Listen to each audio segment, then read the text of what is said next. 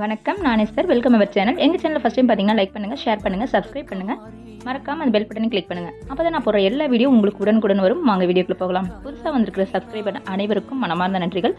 இன்றைக்கி நம்ம சம்மர் சீசன்ற டைமிங்னால சில்லுன்னு ஐஸ்கிரீம் தாங்க செஞ்சோம். அதை எப்படி செஞ்சோம் அப்படின்றத உங்களுக்கு காமிக்கிறேன். வீட்டில் இருக்கிற பொருட்களை வச்சு ரொம்ப ஈஸியான மெத்தடில் செஞ்சிடலாம். வாங்க பார்க்கலாம்.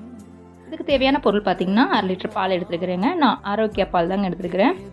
ஃபுல் க்ரீம் மில்க் எடுத்துருக்கேன். இதில் 3 டேபிள் ஸ்பூன் கார்ன்ஃப்ளவர் பவுடர் எடுத்து வச்சுருக்கிறேன். இதில் ஒரு 1/4 டம்ளர் தண்ணி ஆட் பண்ணி நல்லா கரைச்சி வச்சுக்கலாங்க. இதில் போதுமான அளவு 1 டேபிள் ஸ்பூன் நம்ம வெனிலா எசன்ஸ் மிக்ஸ் பண்ணி வச்சுருக்கோம்.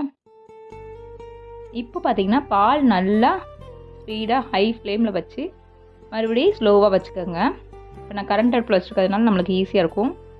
நல்லா பால் நல்லா பொங்கி நல்லா சுண்டணும். இந்த ஸ்டேஜில் நம்ம இந்த கரைச்சல் வச்சுருக்கோம் பார்த்திங்களா, இந்த கார்ன்ஃப்ளவர் கரைச்சி வச்சுருக்கோம் பார்த்திங்களா, இந்த மிக்ஸை அதில் ஆட் பண்ணணும்.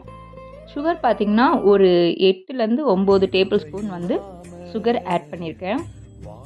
இது ரெண்டையும் போட்டு நல்லா மிக்ஸ் பண்ணிங்கன்னா கரெக்டாக பார்த்திங்கன்னா ஒரு 3லேருந்து 4 மினிட்ஸ் 5 மினிட்ஸ் கூட வச்சுக்கலாம். சிம்மில் வச்சிங்கன்னா அந்த ஒரு திக்கான பதம் வந்துடுங்க நம்மளுக்கு. நீங்கள் அந்த பவுடரை மிக்ஸ் கலந்ததுமே உங்களுக்கு பால் திக்காயிடும்.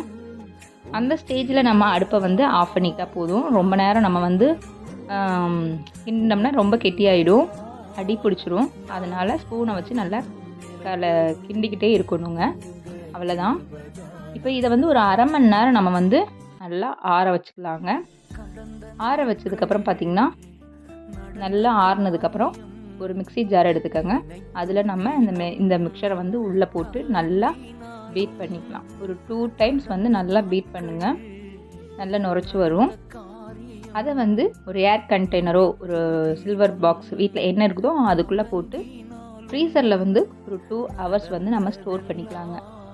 2 ஹவர்ஸ் கழித்து பார்த்திங்கன்னா நம்ம மறுபடியும் எடுத்து நல்லா மிக்சியில் போட்டு பீட் பண்ணிக்கணும். மறுபடியும் ஒரு 2 இல்லைன்னா 3 டைம்ஸ் நல்லா பீட் பண்ணிவிட்டு நல்லா ஸ்டோர் பண்ணி வச்சுக்கலாங்க. ஸ்டோர் பண்ணி 8 மணி நேரம் நம்ம ஃப்ரீசரில் ஸ்டோர் பண்ணிவிட்டு 8 மணி நேரம் கழித்து நீங்கள் எடுத்து பார்த்தீங்கன்னா சுவையான டேஸ்டியான ஐஸ்கிரீம் ரெடி. அவ்வளோதாங்க. ஐஸ்கிரீம் சாப்பிட்றதுக்கு கொஞ்சம் டைம் எடுக்கும். நான் சாப்பிட்டிங்கன்னா ஈஸியாக தெரிஞ்சிடும். உங்கள் குழந்தைங்களுக்கு கண்டிப்பாக இதை ட்ரை பண்ணுங்கள். கண்டிப்பாக குழந்தைங்களுக்கு இது ரொம்ப பிடிக்கும். குழந்தைங்க இந்த வெயில் காலத்தில் ஐஸ்கிரீம் வேணும்னு வாங்க. நம்ம வெளியே வாங்கி கொடுக்குறதுக்கு வீட்டிலே செய்கிறது ரொம்ப ஹெல்த்தியானதும் கூட. கண்டிப்பாக இதை ட்ரை பண்ணுங்கள். கண்டிப்பாக கமெண்ட்ஸ் பண்ணுங்கள். இன்றைக்கி நான் ஒரு சின்ன ஒரு தத்துவம் சொல்லட்டுங்களா? எப்படி எப்போ பார்த்தாலும் இவங்க தத்துவம் சொல்கிறாங்கன்னு நினச்சிக்காதீங்க. சும்மா ஒரு டைம் பாஸ் தான். வீடியோ ஃபுல்லாக என்ன பேசுகிறது? ஏன்னா ஐஸ்கிரீம் பண்ணுறது ரொம்ப ஈஸியான மெத்தடு சீக்கிரம் சொல்லி முடிச்சிட்டேன். இப்போ பார்த்திங்கன்னா லைஃப் நம்மளுக்கு கிச்சனில் இருக்கிற குக்கர் மாதிரி. எப்படின்னு பார்த்தீங்களா, குக்கருக்கு மேலே ப்ரெஷர் இருக்கும், குக்கருக்கு கீழே பார்த்திங்கன்னா ஃபயர் இருக்கும். ஆனாலும் குக்கர் அசால்ட்டாக விசில் அடிச்சுட்டு போயிட்டே இருக்கும். அது மாதிரி தான் உங்களுக்கு மேலே எவ்வளோ ப்ரெஷரு, பின்னாடி முன்னாடி எவ்வளோ கஷ்டம் நஷ்டம், அப்புறம் எவ்வளோ கிரிட்டிசைஸ் எது இருந்தாலும் நம்ம அசால்ட்டாக விசில் அடிச்சுட்டு போயிட்டே இருக்கணும். விசில்னால் என்னங்க, சந்தோஷமாக அந்த டைமை நம்ம என்ஜாய் பண்ணிவிட்டு நம்ம லைஃப் நம்மளுடைய விருப்பத்தின்படி வாழ்ந்துட்டு போயிட்டே இருக்கணுங்க. அவ்வளோதான் லைஃபு. இன்னொன்று ஒரு விஷயம் சொல்கிறேங்க. பில் கேட்ஸ் பற்றி கேள்விப்பட்டிருக்கீங்களா? உலகத்திலே பணக்காரர், அவர் பெரிய பணக்காரர். அவரை பார்த்து ஒரு பெரிய பத்திரிகையாளர் சந்திப்பில் அவரை பார்த்து ஒரு பத்திரிகையாளர் கேட்டாராமா, இவ்வளோ பெரிய பணக்காரர் கோடீஸ்வரர் லிஸ்ட்டில் நீங்கள் இருக்கிறீங்க எப்படி அப்படின்னு கேட்டாராமா. எப்படி நீங்கள் இவ்வளோ பெரிய பணக்காரரா நீங்கள் அப்படின்னு கேட்டாரா. அப்போ பில்கேட்ஸ் என்ன பண்ணார்னா ஒரு செக்லீஃப் எடுத்து கையெழுத்து போட்டு கொடுத்தாராமா அந்த பத்திரிகையாளர்கிட்ட. அவர் அதை வாங்கி பேன் முடிச்சுட்டு விட்டுட்டாராம். அதுக்கடையில் நிறைய பத்திரிகையாளர்கள் அந்த சந்திப்பில் நிறைய மாறி கொஸ்டின் கேட்பாங்க இல்லையா? அதே பத்திரிகையாளர் மறுபடியும் கொஞ்சம் நேரம் கழிச்சு வேறு ஆங்கிள் அதே கொஸ்டினை கேட்டாராம். அப்போ பில்கேட்ஸ் சொன்னாராமா, நான் ஃபஸ்ட்டு உங்களுக்கு ஒரு செக்லீஃபை கையெழுத்து போட்டு கொடுத்தேன். நீங்கள் நினச்சிருந்தால் அந்த செக்லீஃபில் எத்தனையோ கோடிகளை ஃபில் பண்ணி இப்போ கோடீஸ்வர பத்திரிகையாளரில் ஒருவராக இருந்திருக்கலாம்.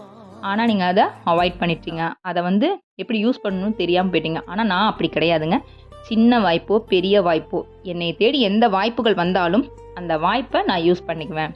நான் அந்த வாய்ப்புகளை இருந்து வேறு ஏதாவது கற்றுக்கணும், அந்த வாய்ப்புகள் மூலமாக ஏதாவது ஒன்று அச்சீவ் பண்ணணும் அப்படின்ட்டு நான் போயிட்டே இருப்பேன். அதனால தான் நான் இவ்வளோ பெரிய பணக்கார லிஸ்ட்டில் வந்தேன், கோடீஸ்வரனா ஒருவனாக இருந்தேன் அப்படின்னு சொன்னாராம். இதுலேருந்து மாரல் ஆஃப் த ஸ்டோரி என்னன்னு பார்த்தீங்கன்னா, உங்களை தேடி எந்த வாய்ப்புகள் வந்தாலும் அதை அவாய்ட் பண்ணாதீங்க. அந்த வாய்ப்புகளை நல்லா கையில் பிடிச்சிட்டு முன்னேற்ற பாதையில் முன்னேறி போயிட்டே இருந்தோம்னா கண்டிப்பாக நம்ம லைஃப் சக்ஸஸாக இருக்கும். தேங்க்யூ.